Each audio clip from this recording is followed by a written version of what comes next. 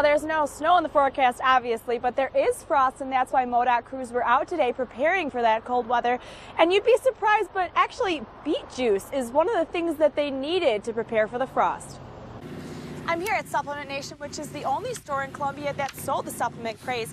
Now, this is the last tub that the store had, and the store owner told me that he plans to send it back to manufacturers tomorrow. Dogs like Mr. Big have been competing for about 2.5 years now. This is an English Mastiff who comes in at about 210 pounds. Now today he won Best in Breed. All right, thanks, Tori.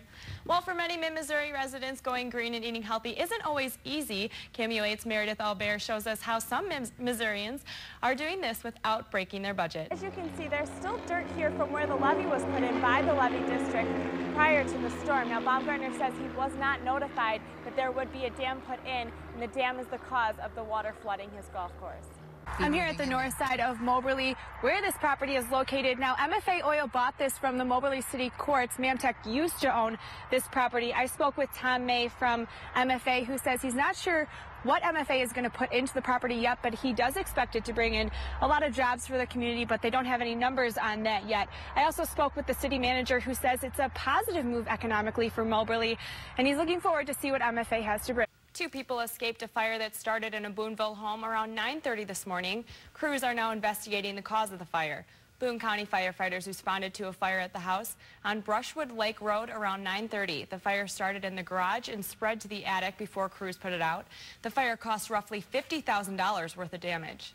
I spoke with a manager here at the local Columbia Red Cross office. He said they sent out a nurse yesterday and a logistics coordinator today to help out in Oklahoma. Yesterday, you could buy this supplement craze for $40, but today the store pulled the supplement from the shelves. Tomorrow, the owner plans to send the last tub back to manufacturers. Excuse me, there is no FDA regulation for supplements these days. Fitness trainers work with people every day to help them get the physical results they're looking for. And sometimes people want to look for a way to get better results. The pre-workout supplements offer a lot as far as giving you that boost of energy, first of all, and a lot of the different ingredients in there will help to give that extra boost of strength. You add it to your water and you drink it, and it kind of gives me gives you clarity, it gives you energy that's sustainable throughout my 20 miles. I don't feel like I hit a wall. But a study found that Craze, a pre-workout supplement, has a meth-like ingredient in it. Similar to this listing of an ingredient right there, but with a different nomenclature. So they actually don't have it listed on the ingredient list. But we're actually going to take a more responsible approach and pull it off the shelves. Huber says after the news about the ingredient in Craze, more customers than usual called asking if they could purchase the substance. We won't sell any from here on out. We are, however, waiting on a new formula to come, which won't have that banned substance in it. The manager at Wilson's Fitness says the problem is that the Food and Drug Administration doesn't regulate the supplements, so they could be on the shelves for months before people find out how harmful they are. Check the ingredients, make sure, if you can't, kind of the rule of thumb is if you cannot read the ingredient or know what it says, that's probably not a good thing. Huber says Craze was not in high demand before the news, so he doesn't expect pulling it to do any harm to business.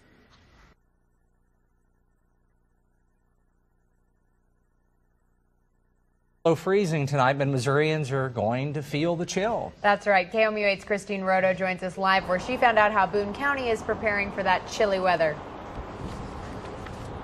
Now, there's no snow in the forecast, obviously, but there is frost, and that's why MoDOT crews were out today preparing for that cold weather.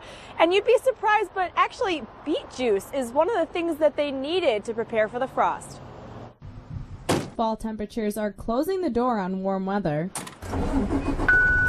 MoDOT crews started up its yearly treatment of spraying bridges to protect drivers from frost. This year, the crews used a beet-based treatment. In the past, we used a substance called calcium chloride, which is really harmful to a bridge and really corrosive for the steel on a bridge.